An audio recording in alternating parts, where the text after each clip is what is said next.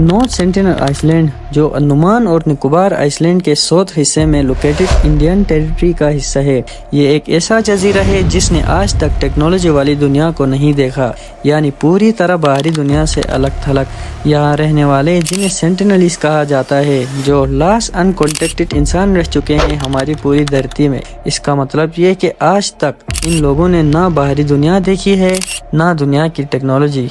इनकी पूरी जिंदगी बस यहीं आइसलैंड में है। अपनी ट्रेडिशनल कल्चर वाली जिंदगी के लिए बेहद पैशनेट ये लोग अभी तक आयरन एज में नहीं पहुंचे। इन लोगों की पॉपुलेशन ऑलमोस्ट 40 के करीब बताई जाती है, लेकिन कुछ अननोन सोर्स के हिसाब से 100 के करीब बताया जाता है। 2018 में लास्ट सर्वे के अनुसार 400 तक इनका ग्रोथ देखा गया। चंद फोटोग्राफीज के अलावा उनकी शक्ल और सूरत का कुछ इल्म नहीं, बट उन फोटोज के अनुसार छोटा कद, मस्कुलर बॉडी और डार्क ब्लैक स्किन मालूम होता है। सेंटिनल्स के बारे में हमें बहुत कम जानकारी मिलती है। उनकी लैंग्वेज और राइटिंग्स के बारे में पूरी दुनिया में किसी के पास भी अभी तक कोई जानकारी नहीं कि वो कैसे एक दूसरे के साथ बात करते हैं और क्या बात करते हैं। इनका अभी तक कोई पक्का एविडेंस मौजूद नहीं, लेकिन माना जाता है कि सेंटिनलीज अंडमान और निकोबार के दूसरे कबीलों से ताल्लुक रखते थे, पर रिसेंट टाइम इनमें बहुत ज्यादा फर्क बताया जाता है। जैसे कि सेंटिनल्स के पास तीर और तीरंदाजी के अलावा कुछ नहीं,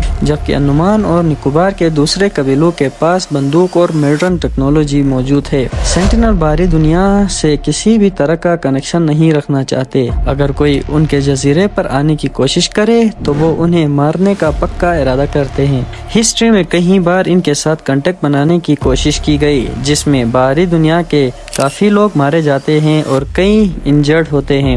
1947 आज़ादी के बाद इंडियन गवर्नमेंट की तरफ से भी काफी कोशिशें की जाती है कि इनके साथ संपर्क बनाया जाए, मगर इसका रिजल्ट हर बार वायलेंट ही निकलता है। साल 1991 में इंडियन गवर्नमेंट की तरफ से एक लेडी एंथ्रोपोलॉजिस्ट यहाँ पे आती है और फर्स्ट टाइम सक्सेसफुली इनके साथ बातचीत करती है, मगर इनकी लैंग्वेज किसी को समझ नहीं आती, बस इशारों से समझने की कोशिश की जाती है। वहीं टीम कुछ महीनों के बाद दोबारा चक्कर लगाते हैं, मगर इस बार वो लोग फिर से वायलेंट होकर तीर चलाना शुरू करते हैं। इसके बाद गवर्नमेंट ऑफ इंडिया के थ्रू इस आइसलैंड को बैन किया जाता है, क्योंकि ये ट्राइब बाहरी दुनिया से संपर्क नहीं बनाना चाहती। लेकिन साल 2006 में एक फिश बोट गलती से इस आइसलैंड पे आके फंस जाती है। इस बोट पे सवार जितने भी लोग थे वो इन सेंटिनल्स के द्वारा मारे जाते हैं। इन सब को नोटिस करते हुए गवर्नमेंट ऑफ इंडिया उस पूरे आइसलैंड को 5 किलोमीटर दूर से ही एक इमेजिनरी लाइन ड्रा करके आगे बैंड किया जाता है। इन सब के बावजूद एक बार फिर से इलीगली कांटेक्ट करने की नाकाम कोशिश की जाती है। इस बार ये कोशिश एक American Christian missionary John Allen के द्वारा किया जाता है। इन लोगों के साथ कनेक्शन बनाकर क्रिश्चियनिटी को फैलाने के गर्ज से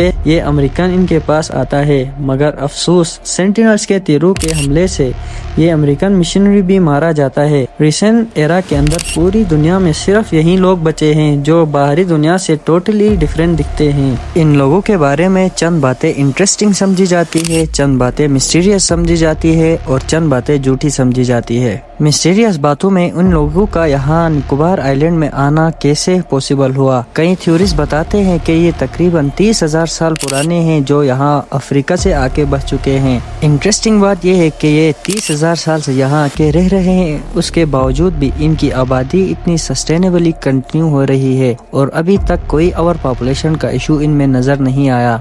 और लास्ट चीज, इनके बारे में रूमर्स ये फैलाए जाते हैं कि इंसानों को मारकर खा लेते हैं, और कई बार देखा गया है कि ये लोग इंसानों को मारने के बाद सांड में दफन करते थे। फ्यूचर में या तो इंडियन गवर्नमेंट इनके साथ कांटेक्ट करेगी या ये खुद ही जरूर महसूस करेंगे कि बाहरी दुनिया से कांटेक्ट किया जाए।